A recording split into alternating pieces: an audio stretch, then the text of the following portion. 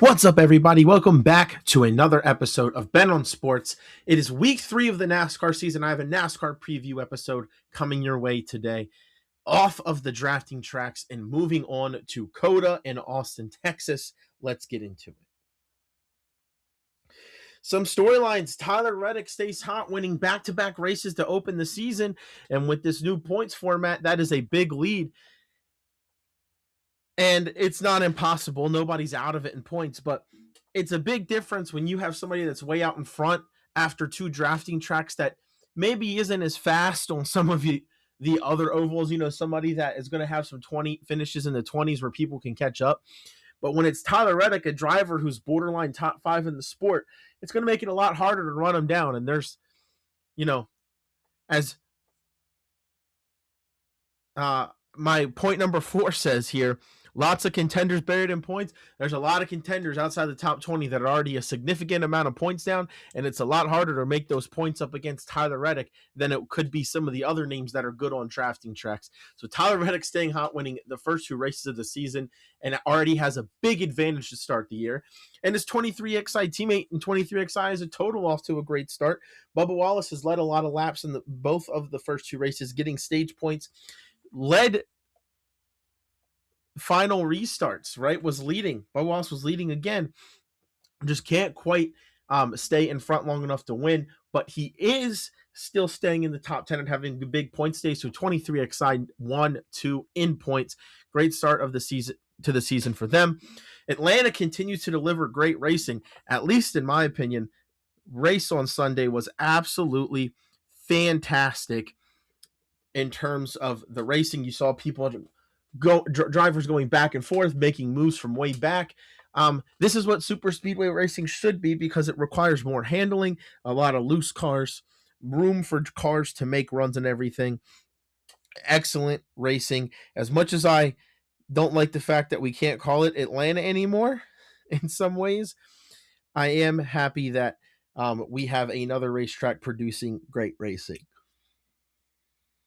I've already talked about the contenders, so let's get into Hurricane Hocevar. Obviously, the big move he made at the end of the race, taking out Christopher Bell, couldn't even make it into turn 1 on the green-white checkered. And I think that's interesting.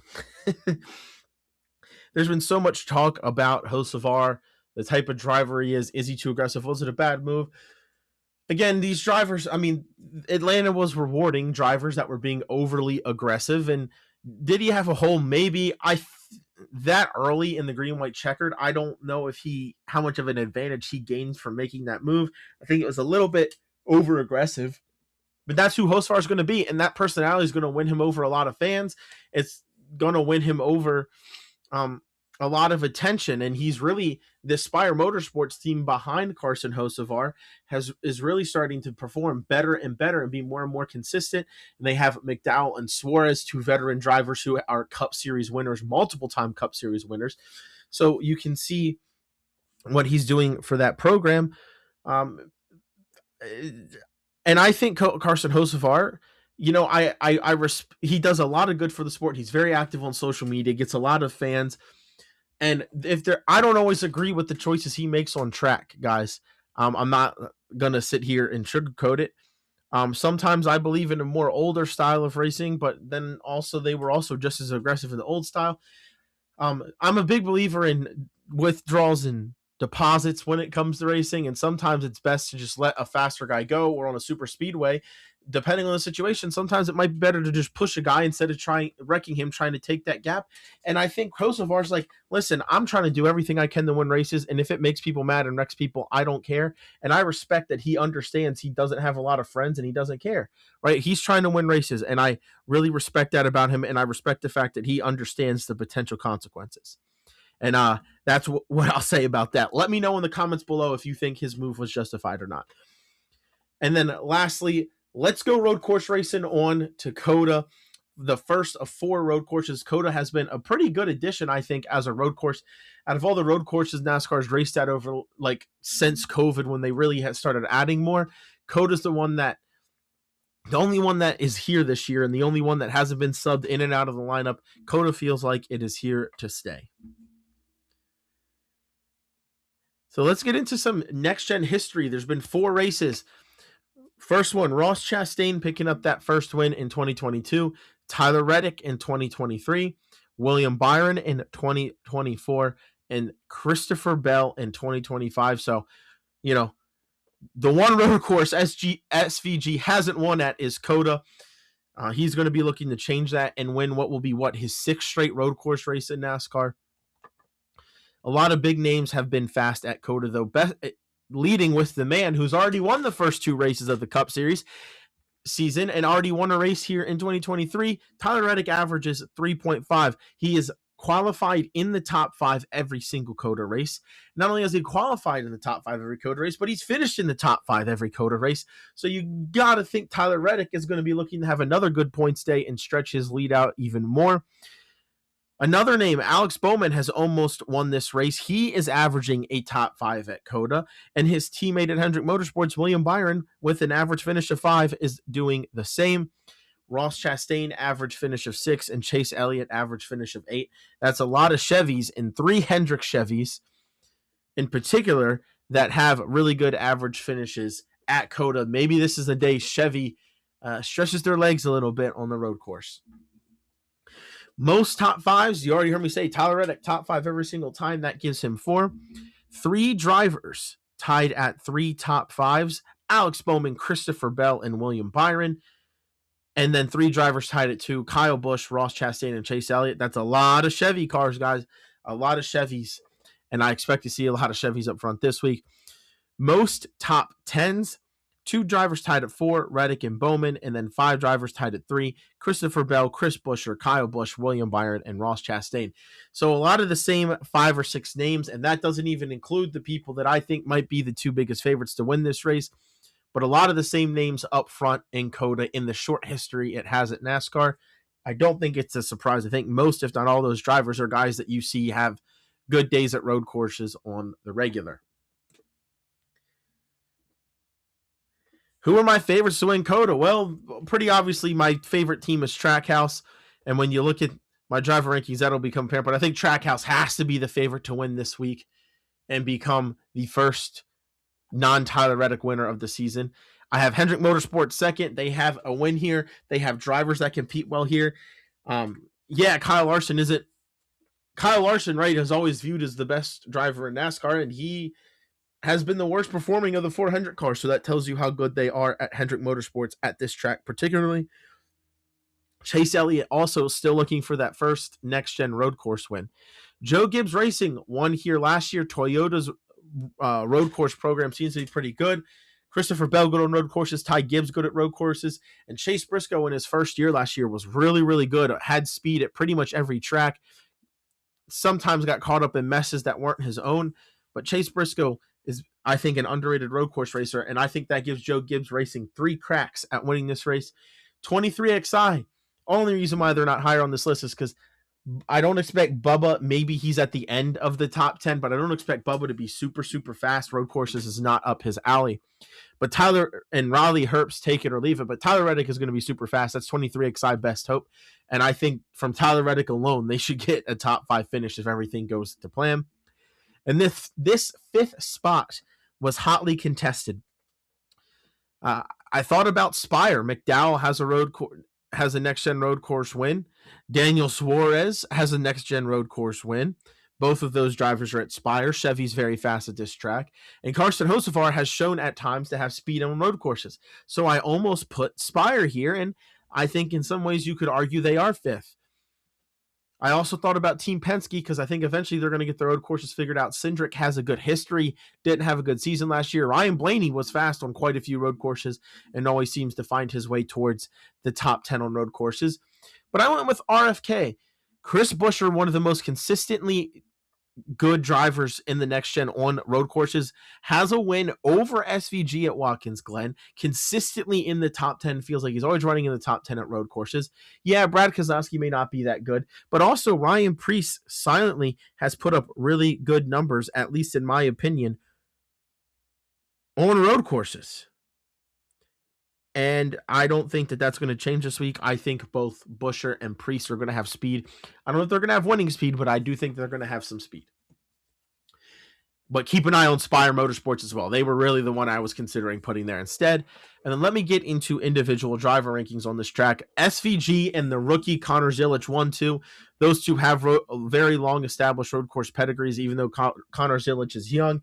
It's well known what he can do on road courses. SVG and Connor Zilic have already battled in the Xfinity Series on him.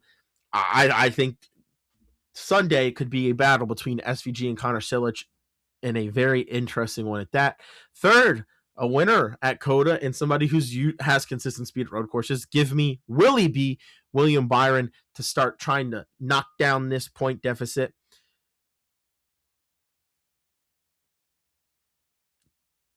Chase Elliott, guys, I just realized I made a massive mistake when making this. I apologize to everybody. Tyler Reddick needs to be on this list, and if I had to slide Tyler Reddick anywhere, I'd slide him second or third. He's the best driver on this track. So you're going to look at this and you don't see Tyler Reddick. I apologize. That's a complete oversight. I was just singing his praises. Tyler Reddick has top 3 odds to win the day. I'll put him above Connor Zilic, behind SVG. Give me Tyler Reddick to be a top 5. I mean, it's almost guaranteed, right? He's never not qualified and he's never not finished in the top 5. I think that streak continues this week. He's already on a heater. Then Connor Zilic, then William Byron. Give me Tyler Reddick at 2. So everybody else, I'm just going to start adding numbers for. Christopher Bell, with that addition, will be number 5. Won it last year over SVG, the only road course race SVG didn't win.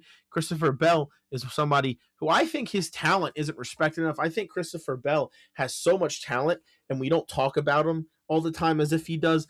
Christopher Bell's good at these road courses. Give me Christopher Bell at 5th best odds.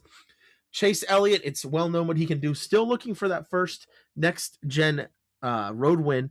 Still has run well on road courses. Chase Elliott with the 6th best odds.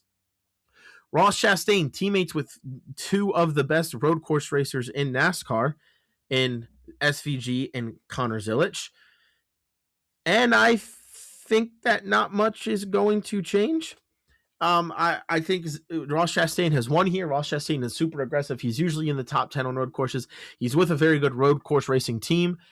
Ross Chastain, give me the 7th best odds. Chase Briscoe, I talked about. I think he's underrated on road courses. Remember, like, for example, that Sonoma race last year, he was second the entire day. Very clearly the second fastest car. SVG was so much faster than everybody else, but Chase Briscoe wasn't SVG fast, but he was a good number fast than the rest of the field. Was pretty dominant second. It's like if your first place car is a 10 out of 10, second place car was a 7 out of 10, and then everybody else was a 5 out of 10. Like, there was a noticeable gap. And Chase Briscoe was fast at the Chicago course until he got wrecked. He was fast at Mexico City, having to go from the back to the front. Like, Chase Briscoe did really, really well on road courses last year, did well at Watkins Glen as well. And I expect him to be fast this year, and maybe he rises up some people's road course racing ranks. Alex Bowman, that year Ross Chastain won, that memorable finish between Bowman, Chastain, and Allmendinger. Bowman was right there, couldn't quite win the race, but Bowman does have a next-gen road course race. He won in Chicago. Bowman, quietly, another guy that's kind of underrated on road courses. Doesn't always have the consistency, but I think Alex Bowman shows up this week ready to go after a dreadful start. And then that would make Chris Buescher 10 for me. Again, I don't know if he's going to have race-winning speed. I don't think his ceiling is as high as some of these guys, but I think his floor is high, and I think Chris Buescher is certainly going to push for a top 10, maybe even a win today on Sunday. And then Kyle Busch just fell outside of my top 10, but he's fast at this track. Kyle Busch brought speed the first 2 weeks, didn't get the finishes he desired, but Kyle Busch, I think, is a threat on road courses. And Chevys have been so good on them. I expect Kyle Busch to be around the top 10 most of the day. And I still mentioned his name. I gave him 10, but he's really the 11th when you remember the fact I have Tyler Reddick at 2.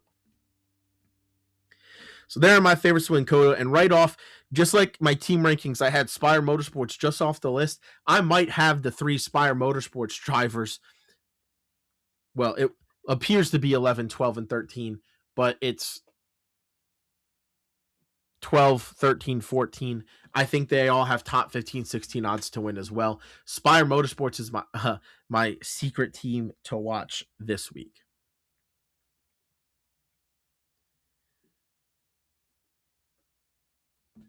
And now everybody's favorite page, the power rankings. Tyler Reddick first. I only got to explain that when there's been 2 races and he's won both of them. Do I need any more explanation as to why he's first in the power rankings? Chase Elliott 2 has had speed. We're going to a track that he likes. Chase Elliott not in an awful situation in points. Chase Elliott number 2. Ryan Blaney, a guy who's had speed both weeks, probably deserved better finishes. He's still top 10 in points, and he's becoming a better road course racer. Give me Ryan Blaney 3. Bubba Wallace, second in points, so I moved him all the way up to 4th because he's so good on points. The ability to win the last 2 weeks, not going towards one of his strong tracks, so maybe he drops, but Bubba Wallace certainly hasn't hurt himself with the start he's had early in this season. William Byron has bought speed, deserved better finishes, not great on points compared to some of the other normal contenders. I think obviously it all comes out eventually, it all averages back out. William Byron has bought consistent speed. William Byron at 5. Chase Briscoe made up like 12 spots in the points by finishing second and getting stage points this week. Had speed at Daytona and Atlanta. Didn't wreck at Atlanta like he did in Daytona.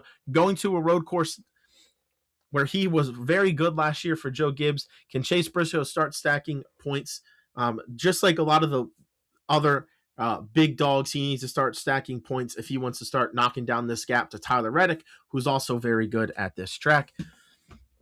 Denny Hamlin found a way to get a decent finish after a couple incidents. He's already had multiple wrecks in both races start of the year, but not going to a track he's particularly good at. Denny, not known as road course racer.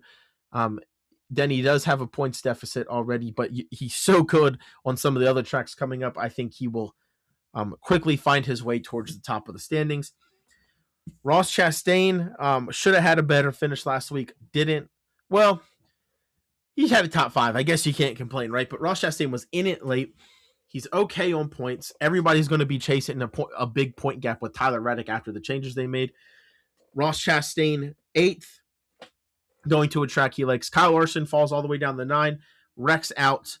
Wrecked himself. Just completely embarrassing and unexcusable. Didn't really call for that. I know he says he didn't see him, but I don't know. Really, really strange to me to mess up that bad. So Kyle Larson is all the way down at 9. Not in a great place points-wise. Joey Logano just finds a way to get enough points and stay relevant. Had speed both days, could push a little bit. I think the Fords were missing handling, especially in the long run. Joey Logano hanging on to the top 10 in the power rankings. Christopher Bell, I have at 11. Back-to-back races where he works his way towards the front and then gets wrecked out. This one, he has absolutely nothing to do with. Just got completely cleared out by Hocevar after being on the front row to start the overtime in the green-white checkered. I think Christopher Bell should have a good rebound and a good points day at COTA. But he's with some of these other playoff drivers where maybe they're a little bit farther back of the points lead than they want to be to this point.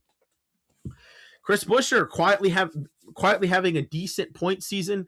Hasn't been at the very front, but he's found his way to 2 good finishes going into a type of racing where he's usually one of the better ones in the field. Shane Van Gisbergen has showed speed at ovals the last 2 weeks. He could very easily be in the top 10 next week, especially if he does what everybody thinks he's going to do this week. So he's good on points. And I'll be interested to see his improvement on non-drafting ovals this year. And if he can do enough, he can stay close enough in the points, I think, to make the playoffs where a win won't necessarily clinch him. But there is no road courses in the playoffs this season, and there's no road course races the entire second half. So Shane Van Gisbergen's I think he can start off hot with the points, all the road courses, all the drafting tracks. But can he continue that? Right now, that's still to be determined on non-drafting tracks, but he's off to a great start. Shane Van Gisbergen 13. Ryan Preece won the Clash and has showed glimpses of speed since then. I don't think it's right to drop him, but he also hasn't really done much to make me raise him either.